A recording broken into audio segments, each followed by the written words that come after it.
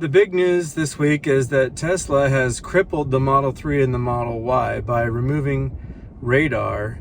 They're not even including it anymore, and they say they're going with pure vision, but the vehicles are limited. Autopilot doesn't work as well. It's limited to like 75 miles per hour. And on top of that, the radar was what was helping the Tesla Autopilot feature work when there was bad weather or when there's dust. I mean, these were Elon's own words touting why Tesla was sticking with radar and not even trying to use LiDAR at all. So now, you know, here we were on the verge, like really close. Are we gonna order a Model 3 or a Model Y? We even had our test drive. We went as a family for a second test drive. And now I just don't know, because I'm seeing other people, you know, posting videos of their experiences with Tesla Vision only in inclement weather, and it's not good.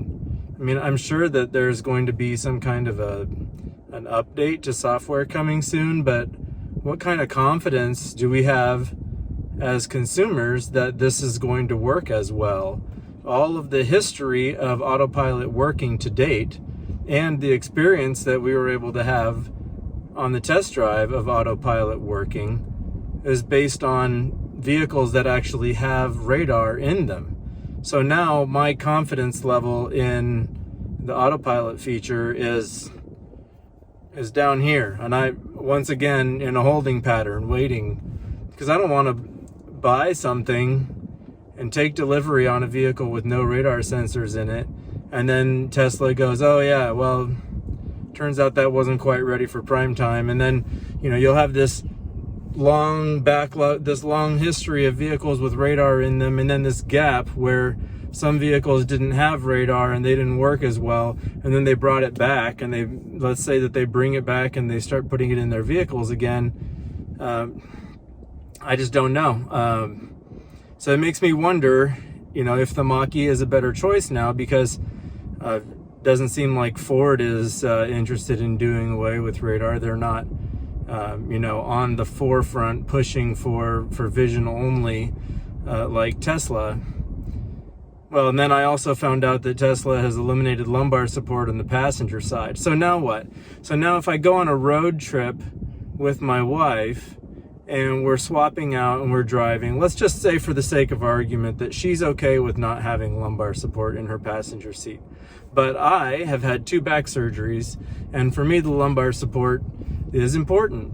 Well, let's say that we're going on a long road trip and we're switching off. Now I don't have lumbar support. I can't adjust it on the passenger side. It's just not there. They're not providing it in the Model 3 and the Model Y. So it just seems like Tesla's making some choices here that are making, strangely, almost de-incentivizing the, you know, those who are interested in ordering one of their vehicles right now. And maybe that's by design. Maybe they're selling so many of them that they want to just kind of pump the brakes a little bit, but I don't think so. I mean, why would you be ramping up all of these factories around the world and then pump the brakes? It's one of the first things that I've seen from Tesla that really just makes me question the direction that they're going, and makes me want to hold off and wait even longer.